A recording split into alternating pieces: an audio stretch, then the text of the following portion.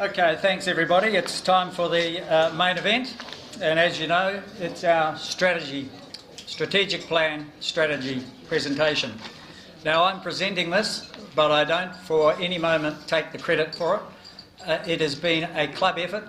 It has been a team of people on 3 different Saturdays, ably coordinated by Jane McCann and Peter Cornish, the head of strategy, and Helen Elgar's done a lot of work, but there's been a lot of people involved in moving things along. So we're presenting it as a bit of a draft or a starting place for some feedback and comment, and we're going to be refining it over the next few weeks to become an action plan that we can live by for the next 12 months to 2 years. Like any plan, it's as good as it is at the moment, but you adapt and change as things change. So our strategy, it starts with a vision. Our vision, our club has been and will continue to be leaders of positive social change. And when you think back over time to what this club has achieved with crippled children and Plunkett and Karatani hospitals and so many different things that it has established and made permanent and then moved on that have had a significant difference, made a significant difference in our community, New Zealand's community, and in some projects the wider world. It's our goal to ride on the shoulders of that earlier work and try to continue with that sort of influence in our community. So underlying that, the key strategies to achieving that: identifying opportunities for social change, not always easy, sort of thing you've got to take a little bit of time out every now and again and have a little bit of a look. What's happening? What are the issues? How could we help? How could we use our networks to make a difference? Taking direct action to improve community wellbeing. Leading support for social enterprise. And of course, underpinning that and making it possible, fundraising and making grants, choosing where to spend that money and spend it wisely. These strategies will be enabled by having a vibrant, progressive and sustainable club. We all know that our membership has reduced in recent years, but we are still one of the biggest and capable clubs in the country, and it's up to us to maintain that strength and maintain that vibrancy so that we can make a difference for many years to come and provide an opportunity for many younger people to move into and take over that role. In doing that, we also need to have a vibrant, progressive and sustainable Rotary community. That's not just Wellington by us contributing to the cluster. It's the district that we work within and having systems that work efficiently and properly for the current environment. But we've got a role to play by being one of the largest and most established clubs in the country to have some influence on how we think Rotary in New Zealand should be governed and run. So putting those things together, we start to build our whare. Our vision: leaders of positive social change. And the po, or pillars that sit under that to build our whare, next slide, are made up of those objectives or strategies that I talked about. At the base, the vibrant club and the vibrant Rotary community, because we can't achieve all those other things without it. It's the networks that we build and the connections and the skills of the people that are in the clubs and in the community that can make a difference to the wider community. And we're poised probably better than any to have that influence, as we see Rotary International having an influence with things like polio eradication and other programs. So what does that mean in terms of individual actions? So looking at the leading support for social enterprise, things like our Kickstarter Awards, And a reminder, these are on next Monday night at the Wellington Club, and we need people there. Our numbers are quite low. It is a fun night. It is a night where we get inspired by young people and community people with projects that just blow us away. Come along and hear them speak and have a choice in deciding who gets the money to make a difference in our community. All of you are invited. All you have to do is be at the Wellington Club and have a glass of wine and listen to some inspiring people and vote. So why wouldn't you? Our Elevate program. Now the Elevate program is something you haven't heard much of yet, but it's being done in conjunction with the Kina. But it's about us providing an opportunity for training to take some of those social enterprises who have got wonderful ideas to make a difference and give them some of the skills and support around that in terms of helping with planning, strategy, training, communications and things like that so that they can be more effective. It's a multi-week program to help people really move up the ladder and be more successful in their achievement. There's our Social Enterprise Fund, which you've heard me talk of before and others in the club, but we are genuinely targeting raising $1 million by the time we celebrate our centennial in 2021 so that we can use that fund to give grants to good social enterprises to make a difference in our world. And the idea that we have there, and it's Andrew Miller who'll talk more on this in future weeks, but the idea is that we lend money to social enterprises at a very kind or possibly interest-free rate, get their business established, and once they are established, they pay that money back, and we're in a position to lend that to another organisation. And if we can get some interest payments out of them, we continue to grow the fund or look to grow the fund by continuing grants and really make as much difference as we can.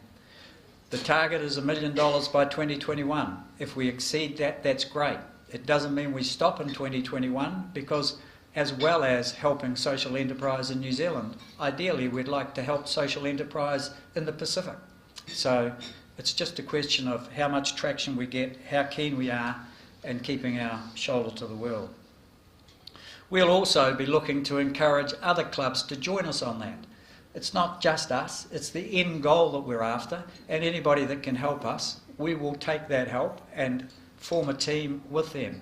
And how much we might achieve as a wider Rotary community doing the same thing if Auckland has $1 million seed fund and Christchurch has $1 million seed fund.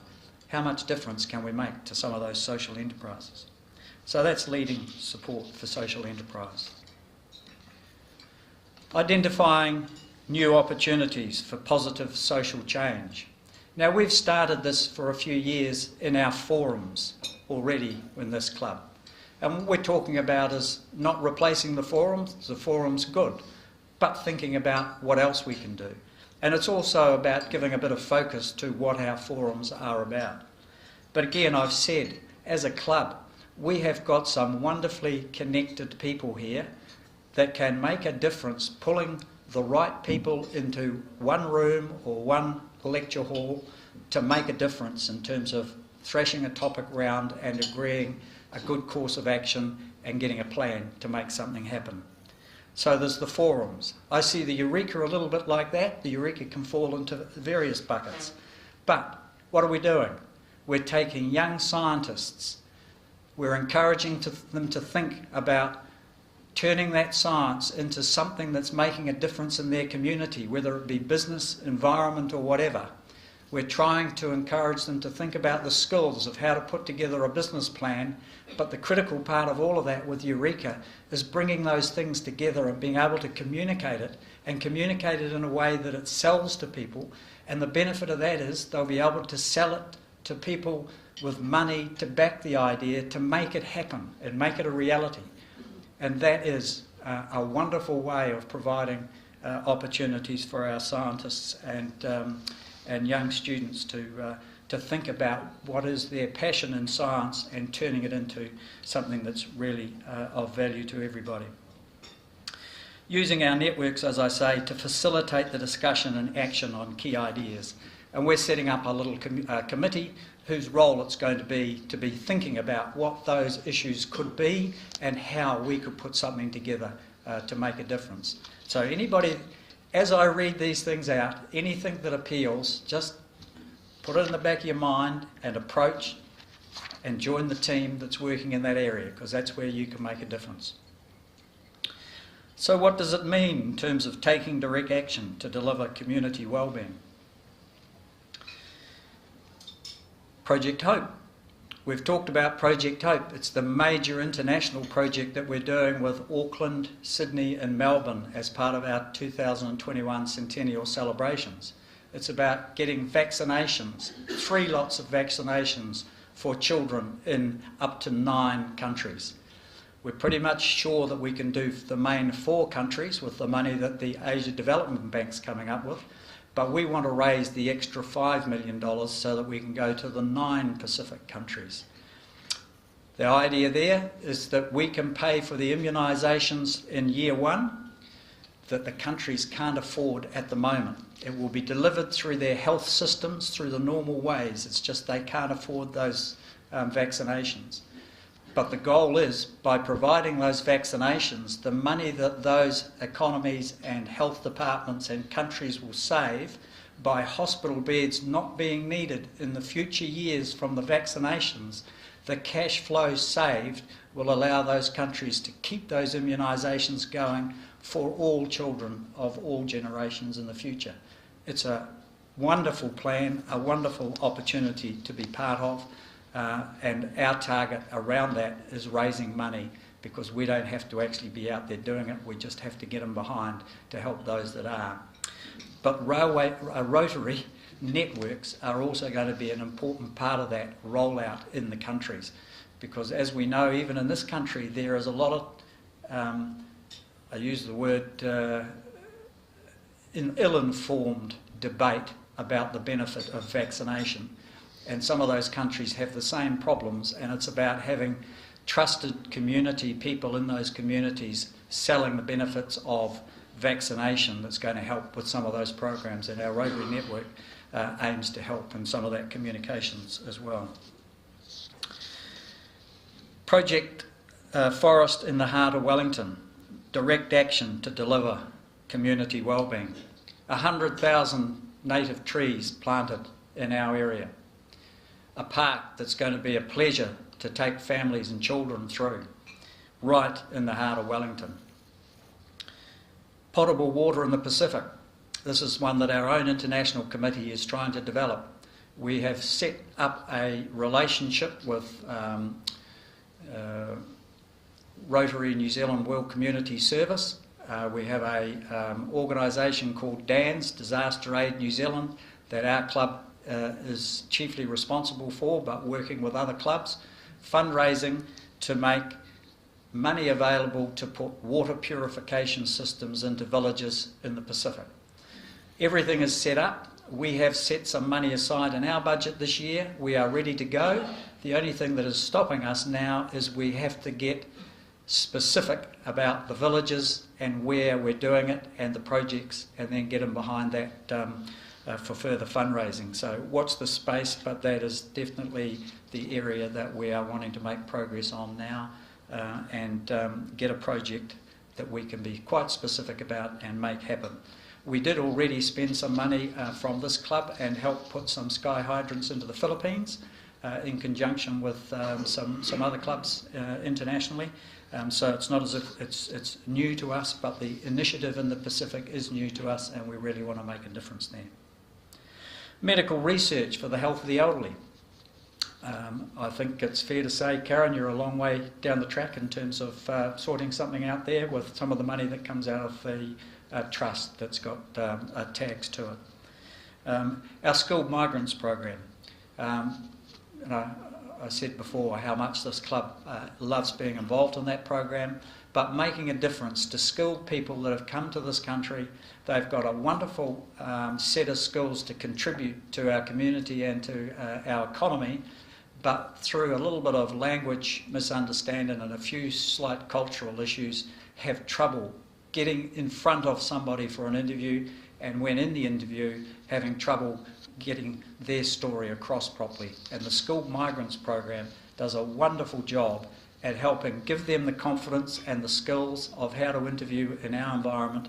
And as Nikki has said often, their pass rate is a success of somewhere between 75 and 80%, actually getting employed in the professional area that they have the skills to make a difference, not only to them and their families, but to our community. And that's another example of how we want to continue. Taking direct action to deliver community wellbeing. Again, we're doing a host of things, have been doing a host of things. Blood pressure testing, volunteering to help people on those sorts of things, collecting for charities, and there's one coming up for Samaritans just a little later in August. Collecting and making money available for emergency response kits for disaster relief. And we've been contributing to that, but we want to be contributing more and providing funds so that those kits can be sitting in the Pacific and ready. If there is a disaster, they can be in place within hours or days. So how do we make some of that happen? Fundraising and making grants. Our fundraising projects that you're already well aware of. Jumbo tennis. It's been going for 6 years, is it? 9. There you go. I've been around too long. It just seems like only 5 or 6 years. But generating around about $25,000 a year. Fantastic. Singers to Listen For. About to go to the third or fourth? Third year. Again, in the diary now. A fantastic event, and also generating around $20,000 to $25,000. The Sunshine Box. You know, every week we encourage people to put money into the Sunshine Box. Many of you, I know, have already signed up and put the red card in, which is a guaranteed amount each month. But if you haven't done that yet, think about it. The beauty about that red card is you don't have to have cash in your pocket, you just put that in. The other beauty about it is that Rebecca knows who's given how much each week, because it's a set amount, and she just builds it onto your tab, and at the end of each financial year she gives you a summary of the amount that you've donated to the Sunshine Box, because it's a tax deductible gift to charity. And so you can give $10 and it can cost you $6.70 each week. It's a fantastic win-win. So if you're not already on that scheme, think about it. But that's what our Sunshine Box does. That money gives us money to put towards these projects and choose and allocate according to what the board believes the need is most at the time. There's also a couple of other initiatives that I'm trying to get underway, and William has helped enormously, not only on Jumbo Tennis, and we're grateful that Jumbo Tennis came about because of William's persistence for many years. He tried to tell people how good it would be and no one listened, and finally someone did, and 7, 8 years down the track we're very grateful. But we're also working for something we're calling the Flyer, which was built around, many of you would have been here, I wasn't, but there was a speaker, Jerry Ford, who had Reese doing the haka. What's that? On his chair. Do we need a reminder? We're in discussion with Jerry, and we're in discussion with Port Nick Rotary Club to look to do something together with them with the aim to raise a good amount of money that will either go to Project Hope or to the Social Enterprise Fund. But we've got plenty of things we can spend the money on, we just need to raise more. So we're looking at that. And there's another couple of initiatives I've got in mind that I just need to tap the right people on the shoulder to talk about. But we need to keep generating funds. It's not our sole purpose, but we've got such good projects that we want to do, we need to have money to fulfil them. Fundraising and making grants. I talked on that slide about the raising the money, and on this slide it's the sort of thing that we are spending some of the money on. Te Whare Oki Oki, which is helping here in Wellington with the homeless. The Newtown Pacific Community Health Program that Karen's team are looking to support. Our own youth committee with youth study grants and things that we can help in that area. And Tracy, I know, is very keen on rethinking the strategy there and thinking about how we can now make the money that we allocate to youth be used not just by those that are successful already in terms of young leaders, but those that need help to be successful. And Tracy's doing some work there. The Wellington Children's Hospital is going to be the beneficiary of both Singers to Listen For and to Jumbo Tennis for part of the funds this year.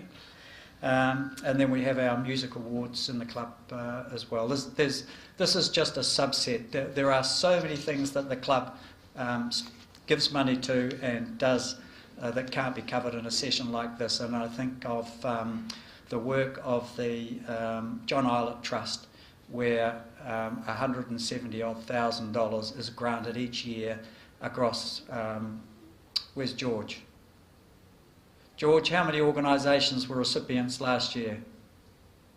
Oh, you said 170. 170,000, but there was about 100 organisations that received money through that, and that's dealt through a committee in our club. So it's a huge spread. So that's all enabled by a vibrant, progressive, sustainable club. So membership retention and growth is going to be critical to that. Wider opportunities to engage, not just lunch sessions, but a whole range of different activities. A variation on venues. We'll be here for Monday lunch, but we'll be in different places on different nights of the week doing other things. We're talking about I'm speeding up, I've seen the time. Variation of membership types, e-club, project-based membership, where people are involved with a project for us, but not necessarily on the rest of things. Family memberships, why not? Patron memberships. So corporate memberships. We're also looking to enhance our communications. I have never been in an organisation ever where people don't say there's not enough communication. You can never get it all, but we want to do more. A bit more internal and a lot more external. Social media, etc., you've heard me talk about before. And also increased social activities and opportunities. We've got to remember to celebrate the successes. We've got to remember to enjoy the journey. After all, it's a club. You want to have a bit of fun. And let's bring back the fun starting every Friday night with a drink at 5. So, helping in the Rotary community, a vibrant and progressive, sustainable Rotary community. We're already involved through helping try to direct a little bit of change in district governance, and Anthony's done an enormous amount of work there. We're also involved in the cluster a lot more. Mark got involved in the cluster locally, and I intend to continue that. And through our centennial celebrations, we're going to be better linked with other organisations and talking about Rotary and clubs that we've fostered, etc., etc.